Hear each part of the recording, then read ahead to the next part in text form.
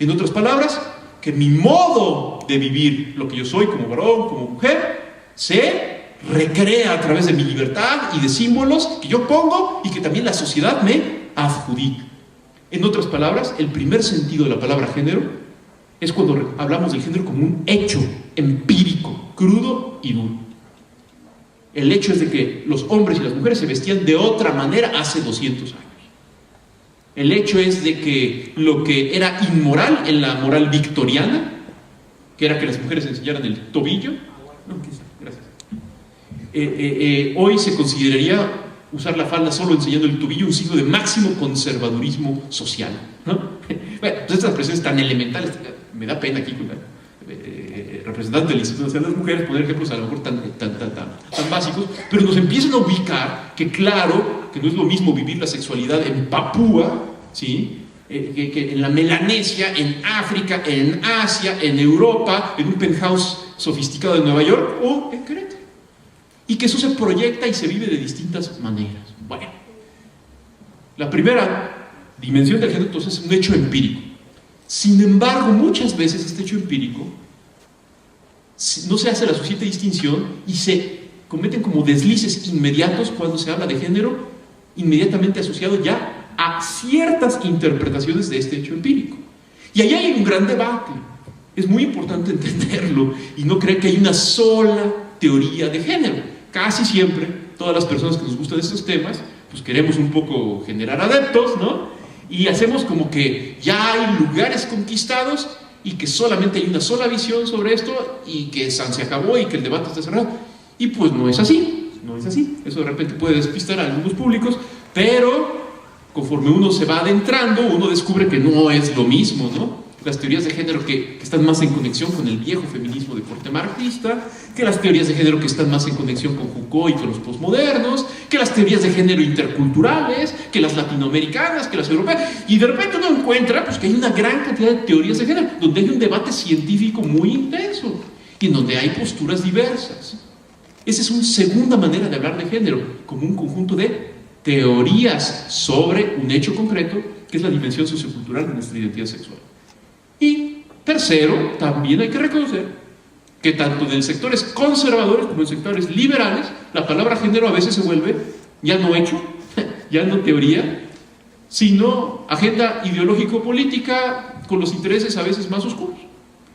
Y entonces, en otras palabras, hay que ubicar también con gran responsabilidad que cuando uno ingresa a estos temas, también uno de repente se va a topar de vez en cuando con discursos, posiciones, etcétera, que más bien reflejan un posicionamiento no científico, no de reconocimiento, no de exploración de una realidad que hoy estamos empezando a ver con mayor claridad, sino uno ingresa a juegos, ¿sí me explico?, de poder, en donde hay grupos de presión, en donde hay personas que gritan, etcétera, con conservadores, ultraconservadores, o liberales y ultraliberales, que también hacen sus juegos políticos. Y la palabra género está estremecida también por estos jaloneos. ¿Por qué a mí me gusta hacer esta triple distinción? Porque en muchas ocasiones la palabra género, por ejemplo, en los sectores conservadores es descalificada, como diciendo que siempre es una perspectiva ideológica, ultrarrelativista y ultraperniciosa que desconfigura a las familias y las pudre, para decirlo así muy rápido. Yo no dudo de que pueda haber teorías y posiciones políticas a lo mejor muy lamentables en el tema de género y que hagan ese tipo de cosas tan horribles. Sin embargo, no porque no estemos de acuerdo con una cierta modalidad de teoría de género o de posicionamiento, vamos a cerrar los ojos y decir que el hecho no existe, carajo. El hecho sí existe, y el hecho es que la mujer durante siglos ha sido marginada y explotada por unas relaciones de poder que los varoncitos somos especialistas en construir y que nos cuesta mucho trabajo, empezando por su servidor, de liberarnos de ese tipo de modos de comportar. Aquí en México lo simplificamos muchas veces en la bonita palabra ser macho. Y todos aquí, los varoncitos aquí presentes, empezando por su servidor, somos una bola de machos. ¿Sí me explico? Que a veces hablamos cosas de estas tan bonitas, pero en el fondo traemos el pesado fardo de una herencia cultural de muchas generaciones, de muchos siglos, que se nos impone y que parece no dejarnos comportar de otra manera respecto de nuestras compañeras de viaje como son las mujeres. Igualmente en el mundo liberal de repente cualquier persona que asocia el tema de género ligeramente severamente a la identidad psicosomática de la persona, es severísimamente criticado porque, eso es un esencialismo, eso es muy malo, todas las cuestiones de sexualidad no tienen ningún referente más que el que yo quiera darles.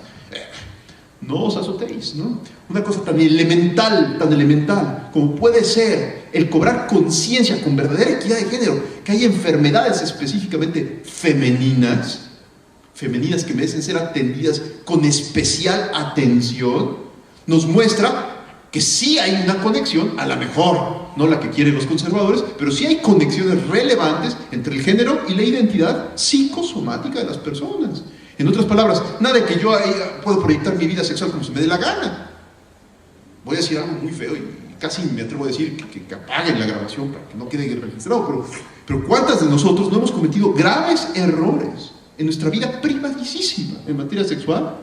Y justamente los descubrimos como errores cuando vemos que algo que hicimos con entera libertad, autonomía y responsabilidad, creatividad y exotismo lastima nuestra identidad psicosomática.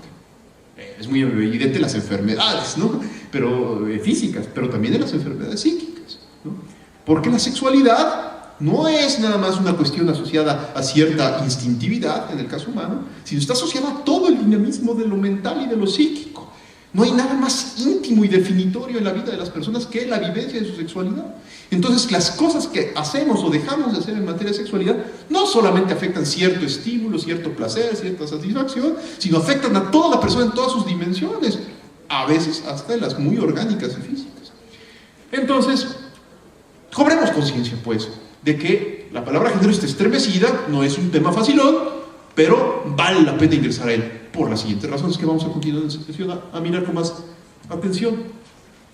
Un tercer conceptito que vale la pena familiarizarnos es este concepto que aquí ya varias veces se mencionó, que es equidad.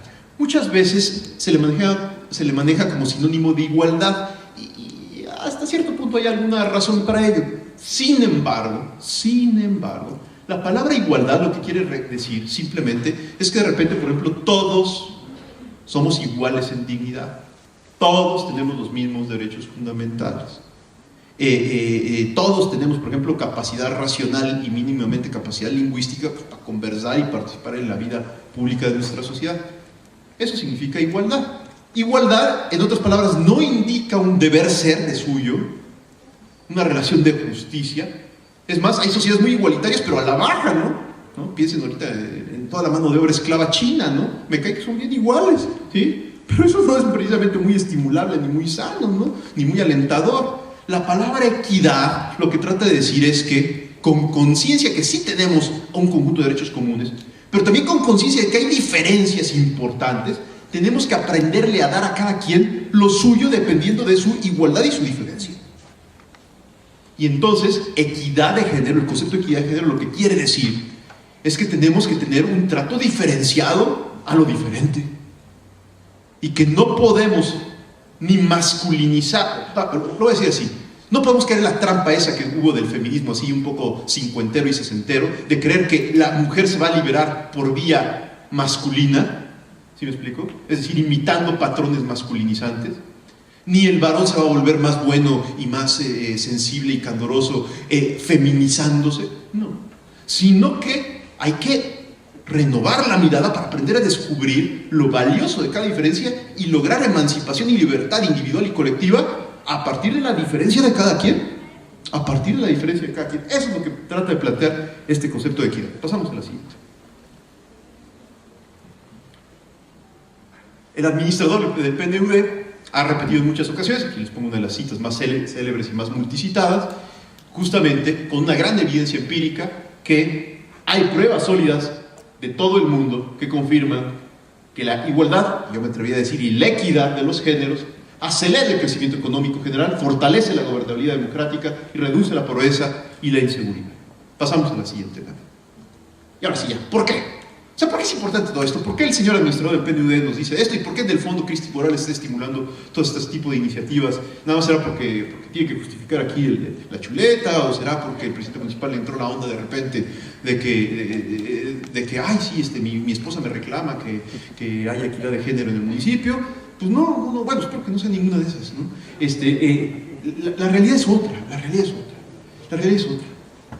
¿Por qué es importante la equidad de género para el desarrollo de una persona en lo individual y de un pueblo, de una comunidad, de una ciudad, como puede ser el municipio de Querétaro? Porque las diferencias biológicas y psíquicas entre los sexos, ahí me puse modesto, en ocasiones, en muchas ocasiones, lamentablemente se convierten en desigualdades sociales que limitan el acceso equitativo de mujeres y hombres a los recursos económicos, políticos y culturales. Esto es bien breve, bien chiquito, pero bien fundamental. ¿Por qué es importante este tema?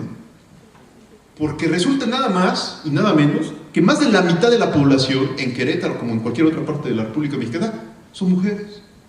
Porque resulta que esa población es la que mantiene las familias prioritariamente. Porque resulta que esa población es generadora de riqueza, de calidez humana y de un montón de elementos, por cierto, no mercantiles, que hacen humana la vida y levemente soportable. Porque la mujer, en el fondo, también es, aunque no lo creamos algunos machitos como su servidor, de repente, porque es un ser humano que posee la misma dignidad, merece el mismo respeto y gozar de las mismas oportunidades que un varón. Y el hecho empírico es que eso no sucede, aunque los discursos